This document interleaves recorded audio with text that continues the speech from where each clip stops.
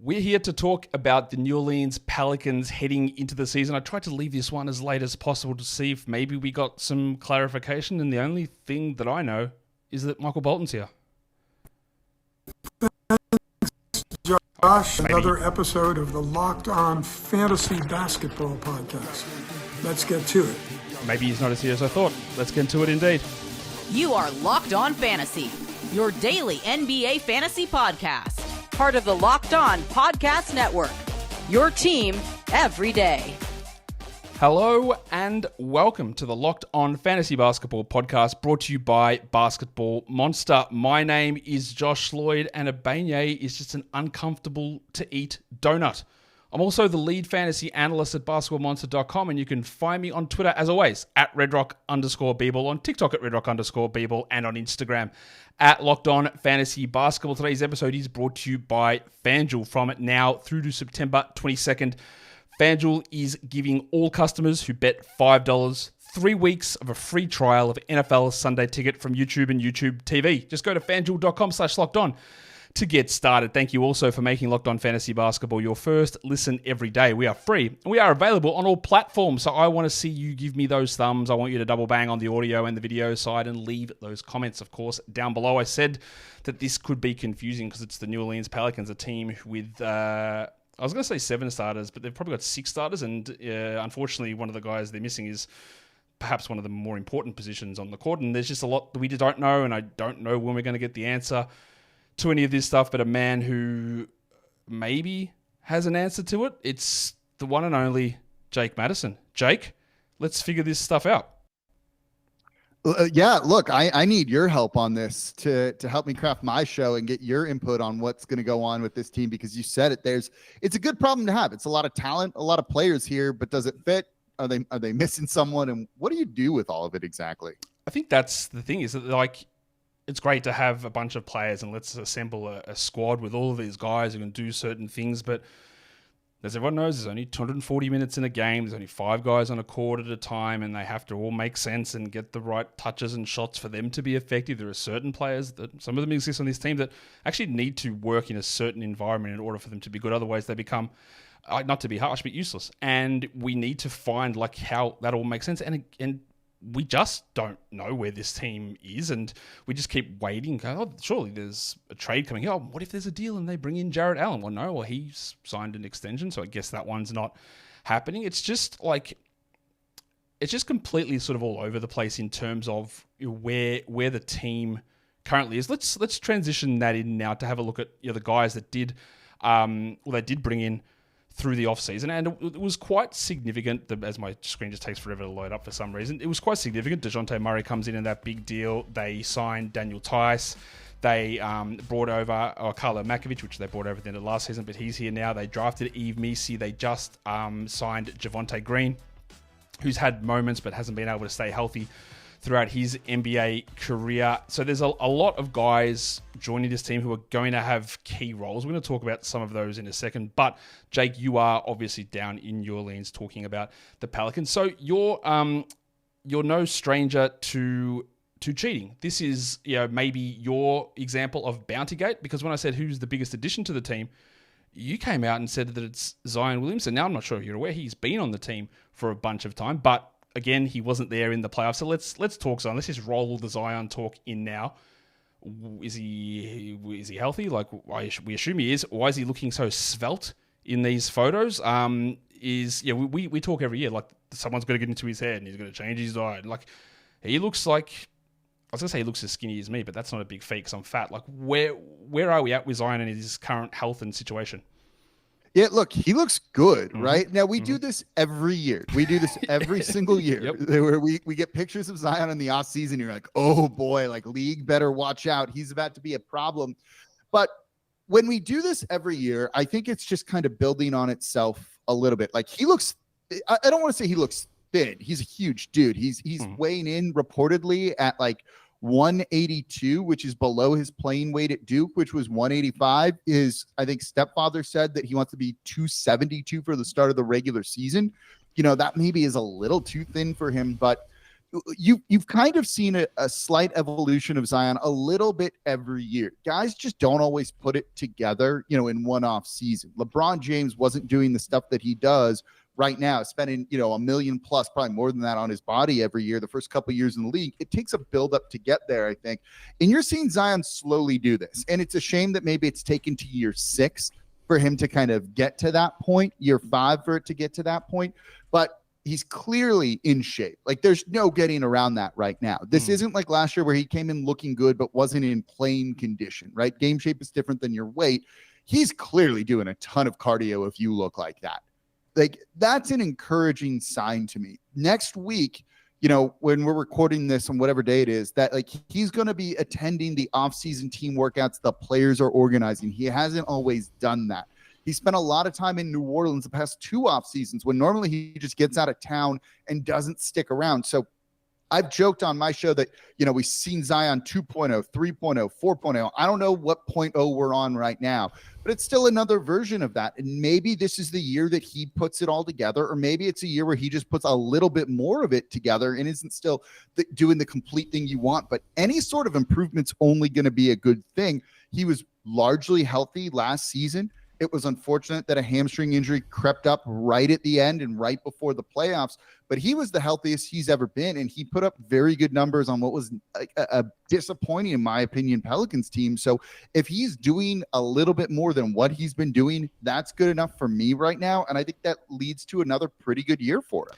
He was really interesting. Obviously, we had concerns where how does he look? How can he stay healthy? He played 70 games, right? He's still only 24. And then earlier in the season, he was like, I don't know what the right word is, but he was like weirdly passive for periods of time, like his usage. The beginning of the year. He just, they weren't using him He properly. was just like, what am I doing? Like, he wasn't dry. Because we've had this discussion. It's like, when he goes to the rim, like, there's nobody who stops him. Like, that's why he had this insane field goal percentage. He just wasn't doing it. But at the end of the season, Jake, now you'll be aware of this. Over the final, 16 games, his usage went up. His defensive numbers went up. He averaged 1.8 steals and 0.9 blocks over the final 16 games of the season. He started being impactful defensively. His usage jumped up to 33 when it was under 30 for the season. This is what we wanted to see. Like, he is the guy. Give him the ball. Get out of the way. Go back to being that guy we saw in college who was absolutely frightful. And by frightful, I mean frightful for the other people defensively. And we started to see it. It started to all come together. And the start of the year was weird, but it did appear that, I say, everyone sort of found their spots. And then, of course, a million other players come in now. So I don't really know how that all fits as we move forward. But it did change as the season went on. Yeah, so I think what the Pelicans tried to do at the beginning of last year was I think they felt they couldn't rely on Zion Williamson to be healthy over the course of the year.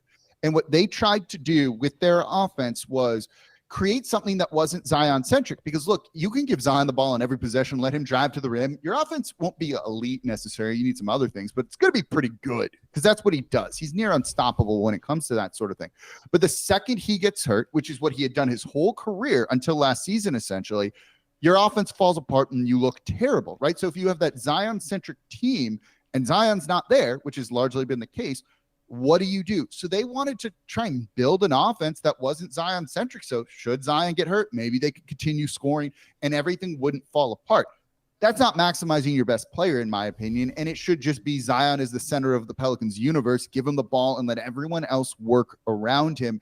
And they realized as he stayed healthy over the year that, yeah, let's do that. And by the end of the season, when he was kind of in his peak form, when he had figured one or two things out. Like, he wasn't in the best shape to start the year. It took that in-season tournament loss to the Lakers in Vegas, an embarrassment, to wake him up. And then he committed defensively. He was doing extra cardio sessions and things like that with the team facility and doing everything he could to be the best version of himself. And you saw it.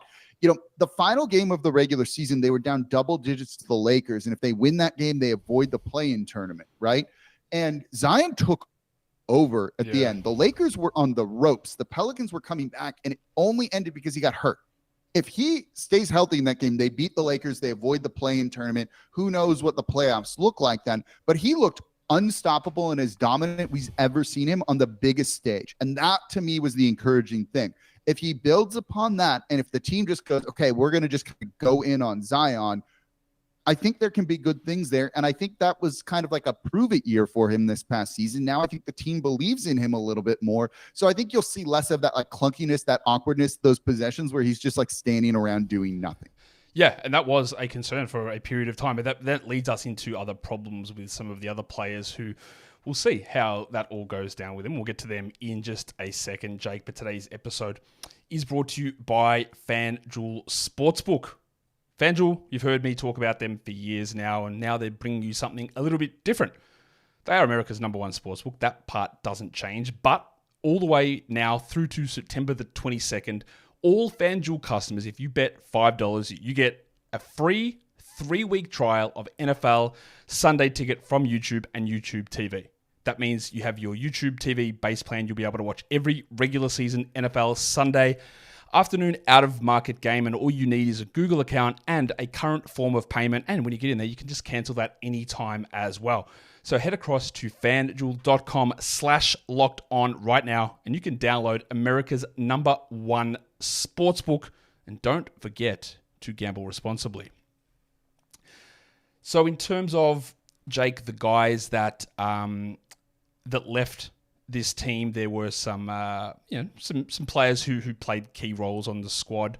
We know that Jonas Valanciunas, well, that writing was on the wall for a while, but the guy that was often replacing Jonas Valanciunas in the lineups, the guy that they would use very often to close games and would pair pretty well with Zion Williamson, was Larry Nance Jr., and he is also gone.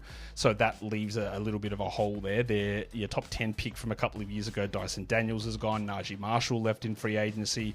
And the other one there is EJ Liddell, which isn't a huge deal or anything like that. But we'll use this one here just to talk about the loss of Jonas Valanciunas, the loss of Larry Nance Jr., because again, that like JV, easy one. Like we knew that was going to happen. The fit was horrendous. We saw that Willie Green believed the fit was horrendous.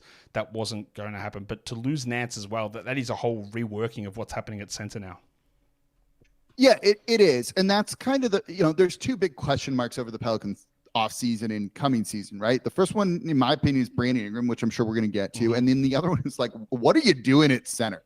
Because the presumed starter, they're not going to run Zion at the 5 in heavy minutes to start the year. I don't think they're ready for something like that. And those lineups historically haven't looked particularly elite or anything. It's going to be Daniel Tice. And while he's fine, that's a guy that was kind of on his way out of the NBA until the Pelicans signed him. So the center position is a big question.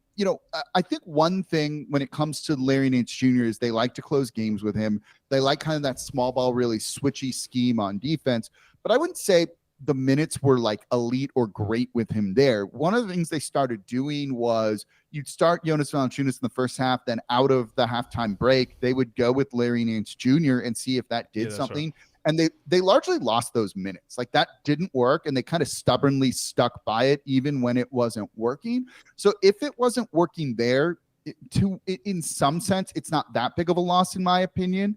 And when you look at this roster in this team, your center is like far and away your 5th guy on the court when he's playing with that starting lineup, whatever that starting lineup is going to look like.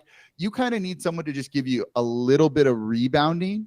And like, that's it. I don't even think they necessarily need rim protection per se from that spot. You just need someone who's not going to actively harm you. Daniel Tice can be that guy. Karlo Matkovic can be that guy. Maybe Yves Missi, if he's ready, can be that guy. Like, just don't be a horrendous negative on the court. And I think there's enough talent to make up for it. Let's talk about your projected starting group on this team, because it's probably up there, I'd say, with Golden State, one of the harder lineups to try and predict for the season. And you've gone with Dejounte Murray, Herb Jones, Brandon Ingram, Zion Williamson, and Daniel Tice. And you're right, Tice can step out a little bit and he can shoot a little bit. He's not awesome at it, but he can do it. He can protect the rim okay. Like, he's solid. He's not going to be logging 30, 35 minutes a night or anything like that. But people will look at this and there'll be 2 names. Obviously, we know there's always going to be 2 names that aren't in a starting group. And you've gone with CJ McCollum and you've gone with Trey Murphy. Now, everyone will say that Trey Murphy should be a starter. He should play starters minutes. Everyone will say that CJ McCollum is a starter level player, but there just isn't the room for that to happen on this team. So I actually do think this is probably the direction that they would go. But how do you address like what do you do with Trey? Like much like there was a team, I can't remember the team I was talking about. It was the Rockets. So it's like just all we need is if Dylan Brooks is gone, then everything opens up. Like with this team, it's like they just need to move somebody, whether it is CJ or whether it is Brandon Ingram or whatever they do, because there's just all these pieces that we love what they can do, but we can't really find the right spots. Right, like it's tough to figure out. Like this would be my guess of the starting lineup, but like CJ's been a starter. Like how can you drop him to a 6-man role? And when you think about someone like CJ McCollum, so look, you traded all of that for Murray. He's going to start, right? Like we know that for sure. Yep. Zion's going to start. Those are the 2 locks in my opinion. The third lock is the center position. They're just going to start a center. Like someone's getting a lock of a starting spot because they're taller than other people on this team. And then it leaves like, what do you do? Can you really drop Herb Jones, who just made the all defensive team first team and who was secretly really good from 3 in the corners last year? Like he was awesome from that spot. Yep. You can't drop him. So like, I don't know what you do, right? You can't take Brandon Ingram out of the starting lineup. That's a guy that can give you when things go well, 25, 5 and 5 on any given night. Like that's, for his faults as a player, he's still a talented offensive player and they need that sort of thing. But CJ McCollum was incredible in catch and shoot situations last year. He shot above 40% from those, I think, on a high volume. You got Zion Williamson. You've got to find a way to space the court for him. And I've said this largely on my show a lot for like my everydayers that you don't really space the court for Zion Williamson. When someone shoots 70-something% at the rim, right? Like that's the equivalent of like a 48% shooter from 3. So if you just play the numbers, right, you're going to leave a 40% shooter from 3 open to double team Zion Williamson and take the rim away from him. So you need shooters that make teams pay for double teaming Zion Williamson. And maybe if they do that enough, that'll eventually create a little bit of space, right? But I think it's hard to space the court for Zion Williamson because of how dominant he is in one area, and teams are going to try and take that away from him. So CJ's a guy that does that, right?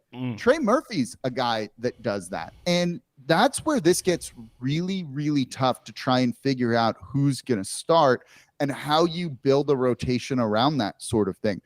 Trey is an elite shooter, in my opinion, and he can do it from deep. And when you have a guy that is willing to launch threes from 30 feet away and make them, that's the type of guy you got to put around Zion Williamson. You have to stick a defender on him because if he gets the ball and he's going to shoot and make it, that's how you beat teams with a guy like Zion as the kind of centric guy on your roster. So it's really tough, right? You need the shooting from Trey, but if you're trying to kind of build the balanced lineup, I think it's the group that I mentioned here, but I mean, it could change. Like, there's no reason it couldn't be CJ or Trey in that starting lineup too. Yeah, like that's the thing. Like CJ's 3-point shooting numbers were great last season, but he's undersized, and do you want him defensively a liability? That's the thing. Like, and Dejounte Murray's defense has been atrocious the last couple of years. So do you want that as your backcourt, taking off an all defense guy like Herb Jones?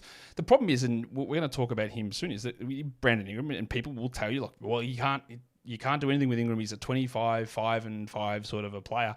And that's true. Those numbers are real. But he's not going to stand out there and space the court from 30 feet. He's not going to be supremely active when he doesn't have the ball. He's sort of just not like, he's just ineffective in a role that means that when Zion's got it and when DeJounte's got it, like, what is he doing out there? But the cachet is there. Like, he starts, but what is he doing in that spot?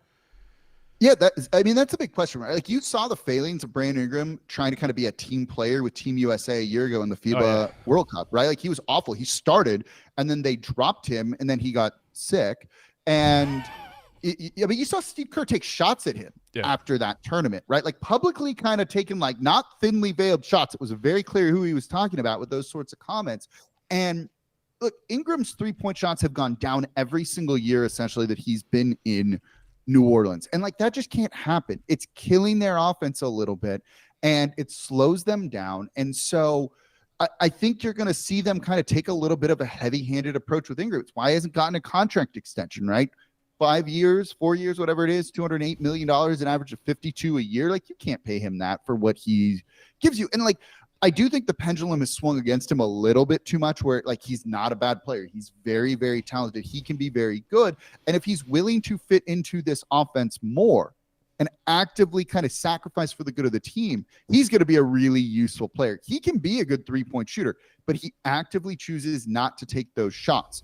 Now, at the end of season media availability, he was asked about it. And he was like, well, my first year here in New Orleans, I had Drew Holiday, I had Lonzo Ball, I had point guards to get me those open 3-point looks, to get me those 3-point shots.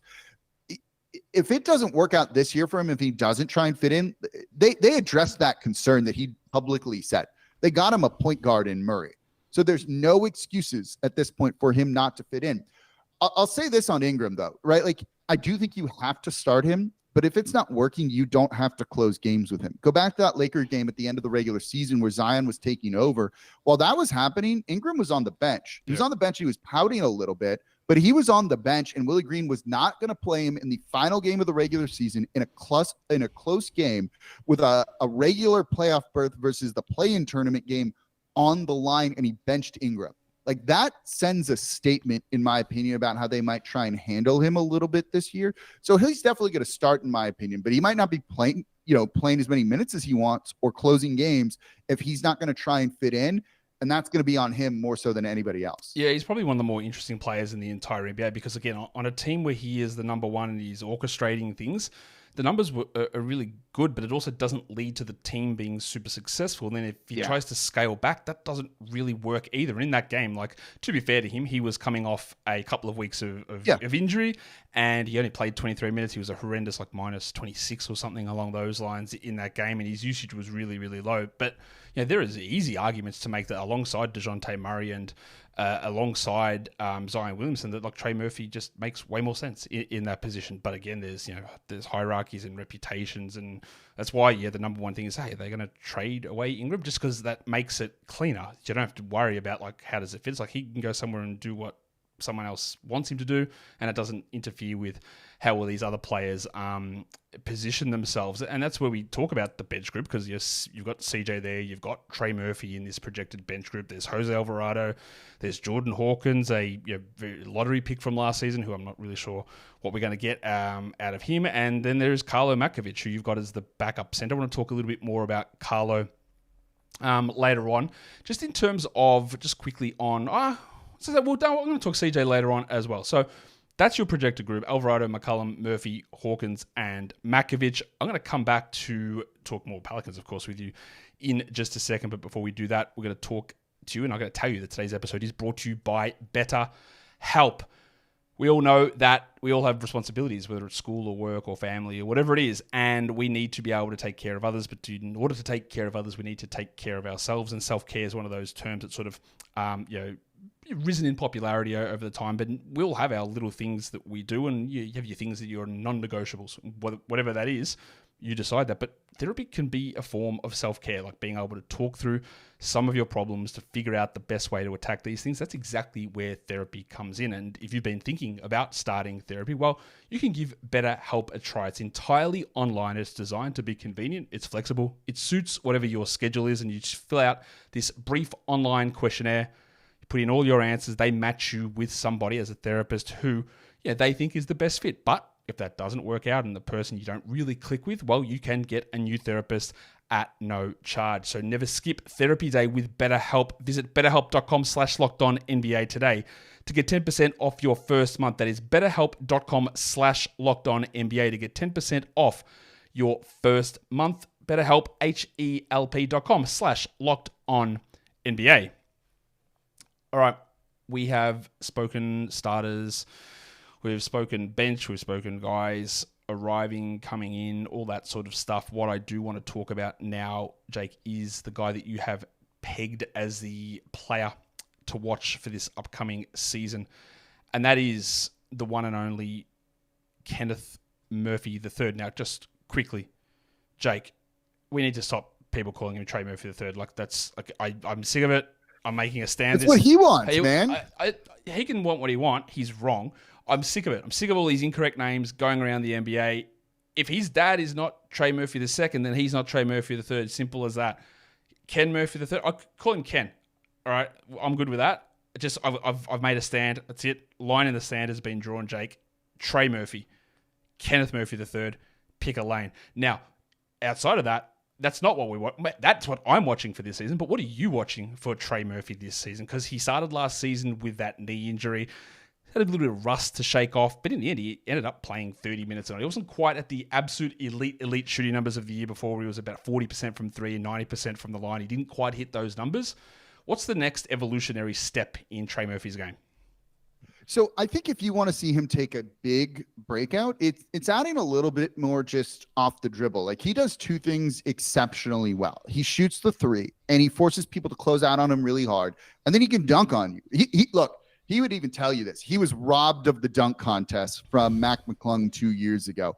I'll even be a little bit homerish and agree with him on that sort of thing. So he can dunk and he can shoot threes, but he needs to add that in-between game. So whether it's a pull-up jumper or whether it's just a slightly better handle, because one of the things you see when he's in the corner, or whether a player closes out on him on three really hard and he goes to drive, the second someone rotates over, I don't know if he really has a plan when he's attacking. The second kind of someone gets in his space in front of him, he just tries to dunk over him, and it leads to a lot of missed dunks, and thus kind of like a turnover essentially, and a fast break opportunity for the opponent. So having just more of a plan off of the dribble, I think, attacking closeouts a little bit better, is the type of thing that, at least offensively, is going to make him a much more elite player and complete player. You started to see a little bit of a pull-up mid-range jumper from him when those guys kind of rotated over, took away his driving lane at the end of last season.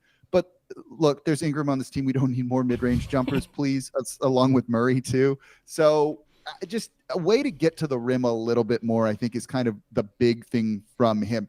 I would have said it was rebounding, except his mom called him out at a post-game press conference last season, and then he started to get much better at it when his mom was kind of in the media pool, giving him, the whole family's actually really fun, giving him, talking a little bit of trash to her son, and that seemed to motivate him. So I think we've got rebounding on lock for him.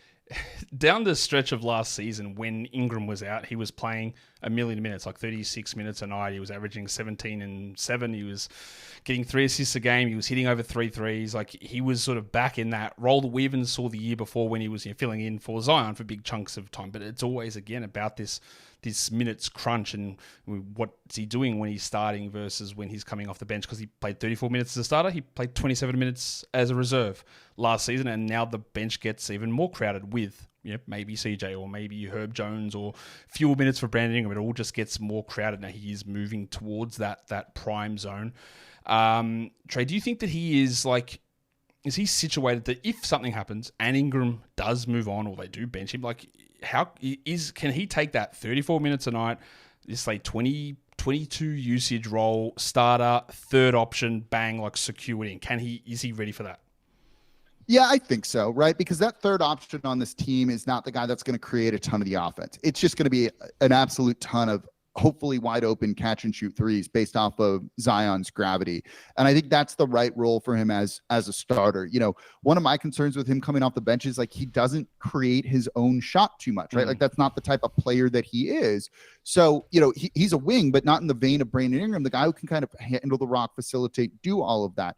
So I think that kind of makes him a better fit with Zion Williamson as a starter. And look, the team wants to find a way for him to start this year. I feel confident in saying that. Whether they actually find that or not, I'm not entirely sure. So that's kind of the open question. I do think he's ready for that role. I think that's one of the reasons why they've tried to trade Brandon Ingram and are very comfortable trading Brandon Ingram, and even maybe going into this season without Brandon Ingram on an extension and knowing he could walk in a year for nothing, because you have Trey Murphy as the natural replacement, a better fit next to Zion Williamson, and that's someone that they want to kind of put in that role and give those heavy minutes to. Which they should, because again, the fit seems perfect. It's just he doesn't demand a million dribbles. He's not going to be doing stuff to get let me work to my mid-range spot. He's just going to sit off, and he's going to be damaging, and he's got length to play defensively, and he runs hard, and he can dunk. He just seems absolutely perfect. It's just about finding that opportunity for him to slide into that role full time, and maybe we get. I would have hoped that by now we had some sort of movement on some sort of front, but unfortunately, Jake, we still sit here without that without that movement, without anything going on. And David Griffin has said, look, no, I'm really happy with my centers. Now, he's not going to say anything else, obviously, but yeah, he did come out and say that, and you go, all right, sick.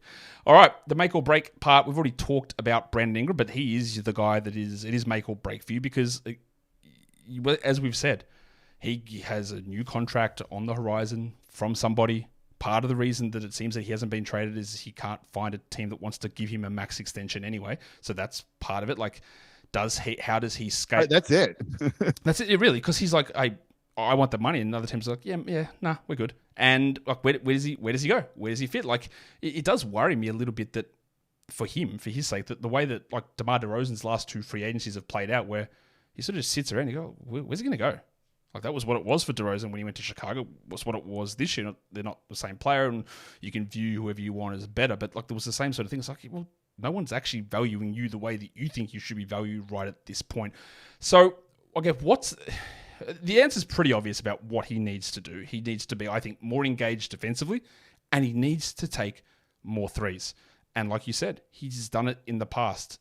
Do you think he does switch that back on, or is there a little bit of like, not necessarily bad blood, that might be just like he's not fully engaged in that and he wants to still show that he's this guy so he can move on to a new team? So this goes one of two ways, I think. So at his end of season media availability, like I will say he was pretty introspective, and like I think he already had some kind of maybe thoughts in his mind of like, I got to change how I play a little bit. Because his playoff series against the Oklahoma City Thunder was horrific. Mm-hmm. Lou Dort locked him down. It's one thing if you're getting double teamed and shut down that way. He wasn't drawing a double team in that series. It was 1-on-1 and they shut him down. And that's concerning, right? Again, it's one thing if 2 people shut you down, but when one is just doing it, like that doesn't bode well. And again, no Zion. He was coming off that long layoff from the injury, but those injuries are kind of a factor into this for me. He misses 20 games like every year. So I think he understands that some things have to change. And this offseason, if you're him, should be sobering, right? In a sense, you thought you were going to get $208 million and no one's paying you that. The Atlanta Hawks did not want him in the deal for Dejounte Murray. They did not want him, right? The Cleveland Cavaliers make perfect sense as a trade partner. You got 2 guards, you got 2 centers. Move one from Brandon Ingram and let's call it a day. Jared Allen for Brandon Ingram is the most perfect trade made in the history of trades, right? Everybody wins, except the Cavaliers don't want to pay him that money. Mm-hmm. No one wants to pay Brandon Ingram, right? Like, this is like being at like a singles bar and like no one wants to go home with you kind of thing. And you're like, oh, like what? I need to make some changes here, right? Like it's that sort of thing. So if that's the case, he has to be like, I got to take more threes. Yep. Because the path he's on leads him to getting a mid-level exception deal, in my opinion, next offseason. Big players outside of one fluke with Paul George this past offseason, like don't change teams in free agency anymore. It's not how it works. It's all extended trades and things like that. But you can't do that if no one wants to give you the money in the first place. And there's going to be 4, 5, 6 teams with cap space this next offseason, and none of them are going to throw the bag at Brandon Ingram. Like, that's not going to happen. He's going to take a mid-level exception 1-year prove-it deal on a contender. So someone will get a good player for cheap. But that means Brandon Ingram's not getting paid if he doesn't change the way that he plays right now. So it goes one of 2 ways, right? He changes and fits in, and that's good, and he'll get a nice big contract that's not the exceptionally large bag that he was hoping. Or he goes like full on hero ball and it's like, oh, I'm going to prove it to everybody that I'm the man chasing that contract. Players in a contract year can be a little dangerous, I think. And if he does that, he's just going to get benched and they're not going to play him. So like either he fits in or it's going to go real poorly for Brandon Ingram in the future. So he better, for his sake, if he wants the most money possible, in my opinion. I'm glad you brought up that contract year point because I rail against this all the time. People talk about, well, Ingram's in a contract year. Of course, he's going to blow it. The numbers just don't show this. Some players get better. Some players stay the same.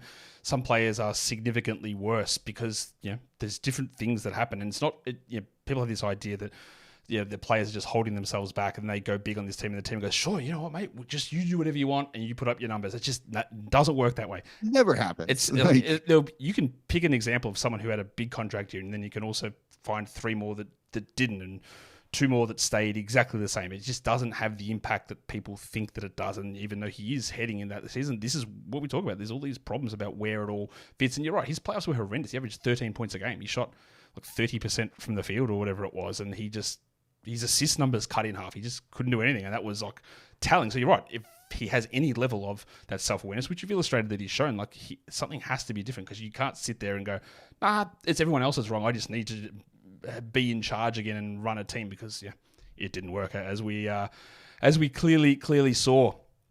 The situation on this, like it is obvious about the concerns, I guess, with the burning question is, to me, this is what it is. It's how can they play with, not without a center, but like will they try that? Will they play that situation with everyone will just say, when you put up that line, just start Zion at the 5 and it's easy.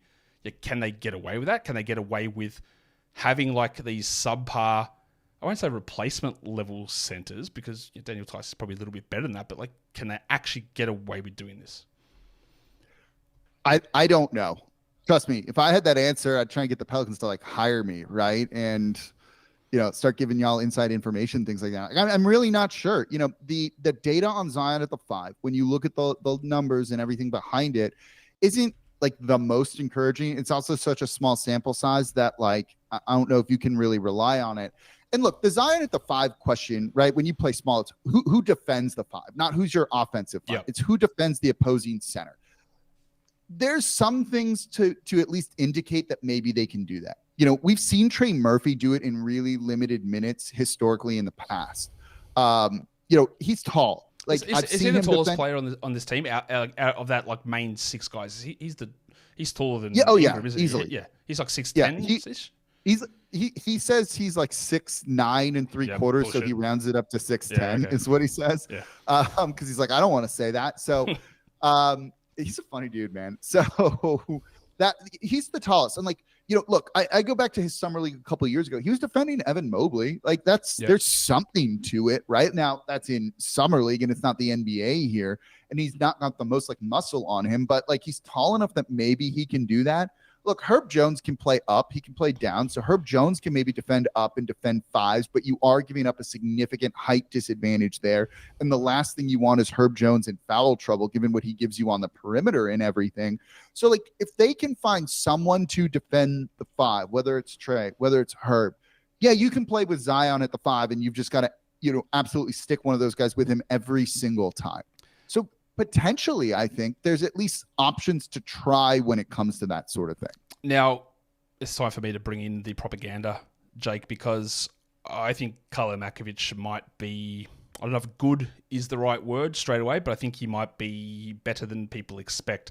I was there watching the Pelicans. So I remember the Matkovic situation, if anyone doesn't remember. He asked for a buyout in like March from his European team last season. Okay, what the hell's going on? Like, is he coming over? Has he got a deal in place with the Pelicans? And then nothing happened. He didn't sign anywhere. He just didn't do anything. And now I didn't really think too much about it. He played in Birmingham with the G League team. He did. He played with the G League. Then I was watching their summer league team, and I was there to watch Yves Missy and see what he was doing. I go, who is this? Who is this guy? Who is this white guy coming down? He's throwing down dunks. He's bringing back a raise the roof celebration. He runs. I go, what is going on with this guy? He's everywhere. And I go, oh my God, it's Karlo Matkovic.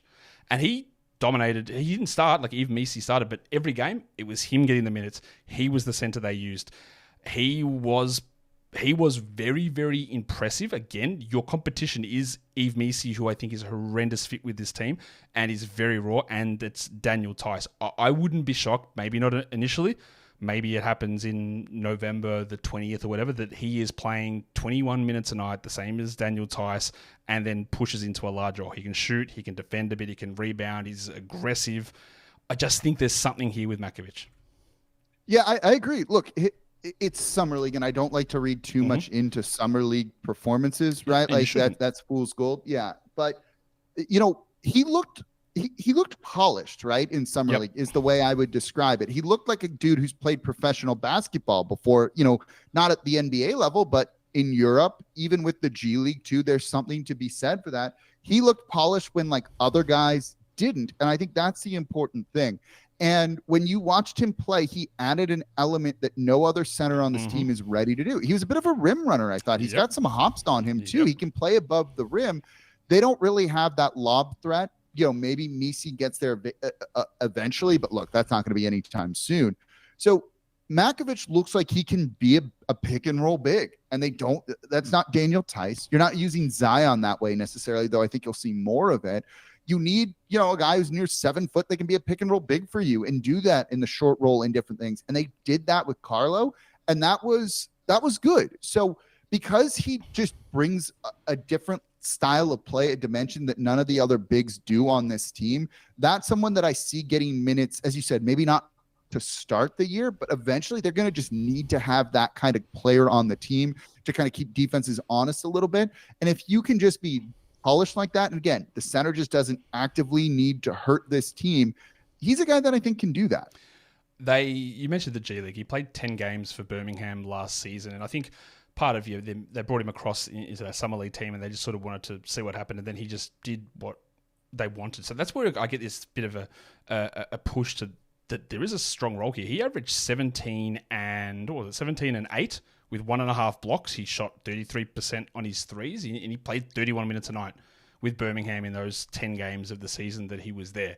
And then that translated through to a summer league stage, almost the exact same sort of thing. It's just offering something like with no established other guy there that just makes us interested to see if they'll pull that trigger and go there. But Willie Green's like Herb Jones wasn't a guy that came in with a huge pedigree. He was a second-round pick, the same as Matkovic, who was a second-round pick a little bit later, obviously. But Herb looked great as an unheralded guy, and look at the role that they gave him. Again, not saying that Karlo's doing that, but I'm very intrigued to see what they do with him.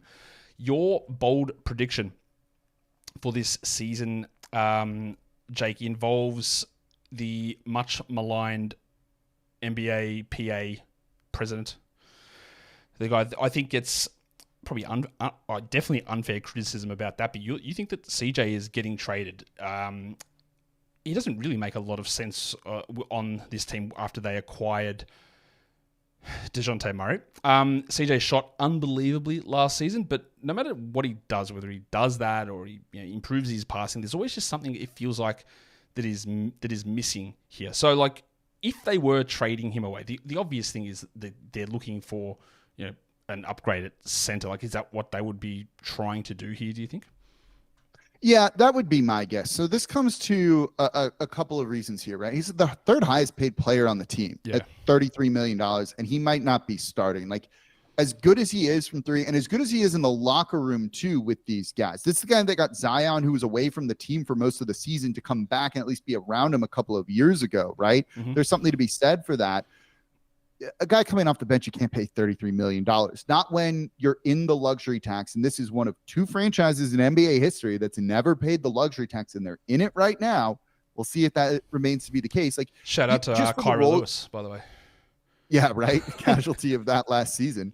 Now, they should not have paid the luxury tax for Kyra Lewis Jr. Not. I'll actually defend that one. It was the most obvious thing of all time that Kyra Lewis was getting shipped out to save that money. Unbelievable.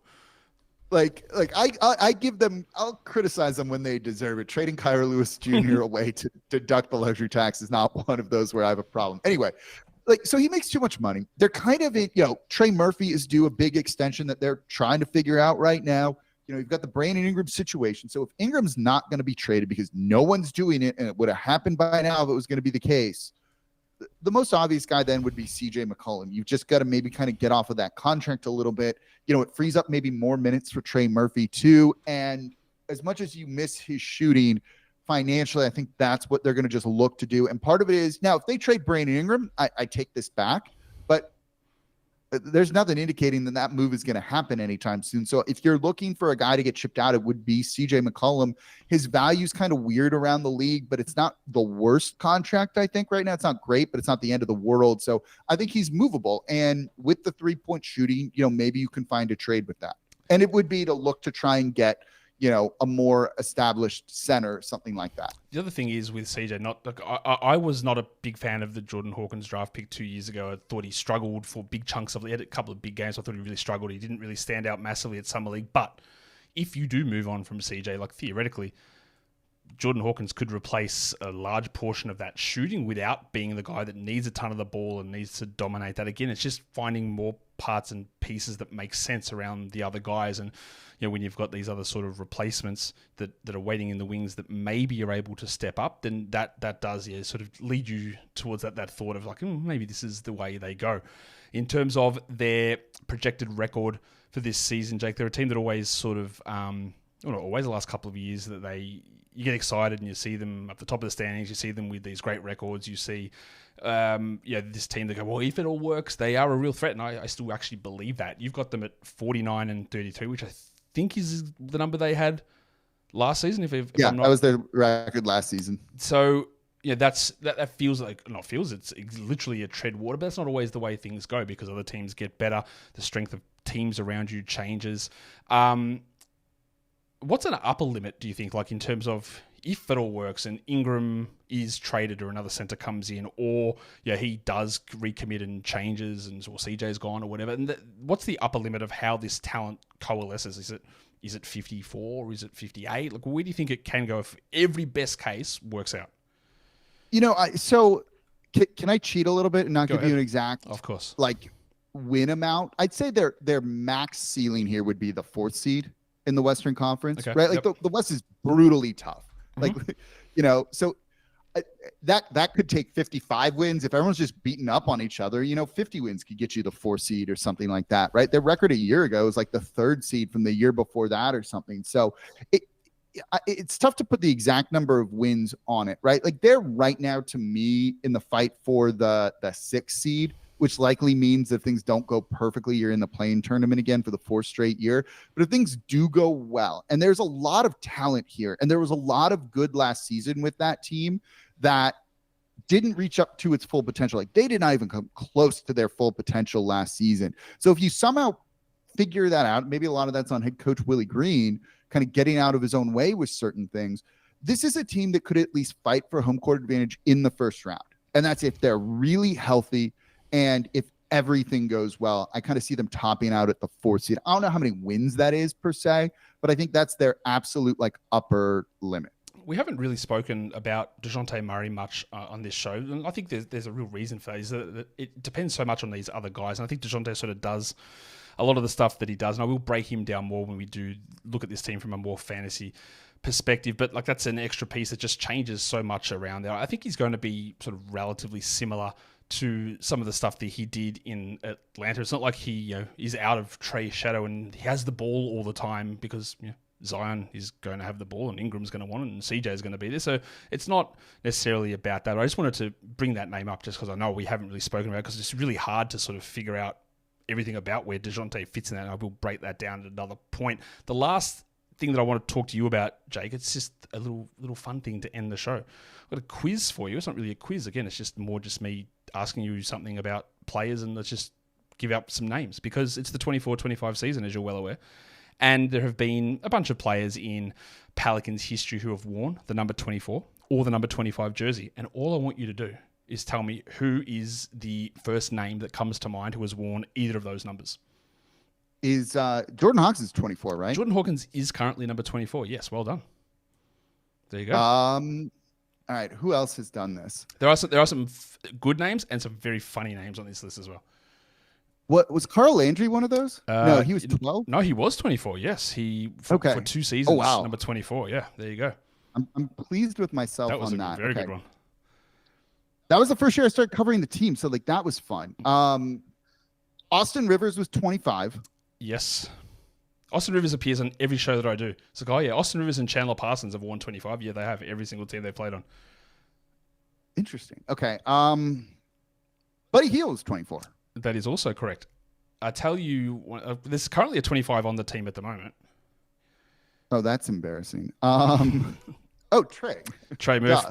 And what about Aussie legend Will Magnay? He was number 25 for, apparently he played one game for this team in the 2020-21 season, 3 minutes. I do not remember that. Remember that? His dad was like a loyal listener of Locked On Pelicans. Was he? I do not remember him playing 3 minutes for the Pelicans in that season. And the other one is, of course, the 2021. It's memorable for everybody. The number 24 was inhabited by, I was going to say NBA slut Isaiah Thomas.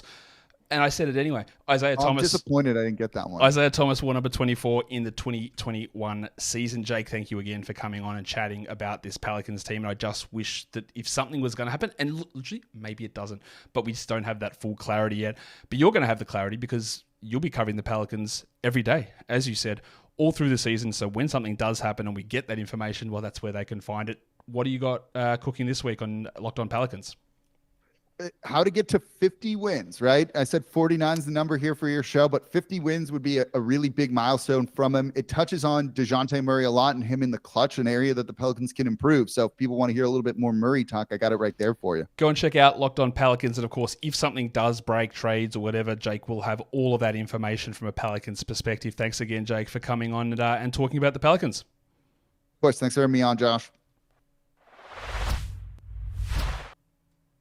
And that does it for talking about the Pelicans, a team again with a bunch of confusion. We will dig into a lot more of this stuff on every team's fantasy preview show, which will be coming up in the month of September. And we'll talk about all that stuff. But there's just so many weird unknowns with this squad, as we banged on and on and on about in this show. Guys, hit the YouTube subscribe button and the Spotify follow. You can leave comments on Spotify episodes now. You can leave comments on YouTube episodes. It's just comment central. So do all that stuff and we are done here. Thank you so much for listening, everyone. See ya.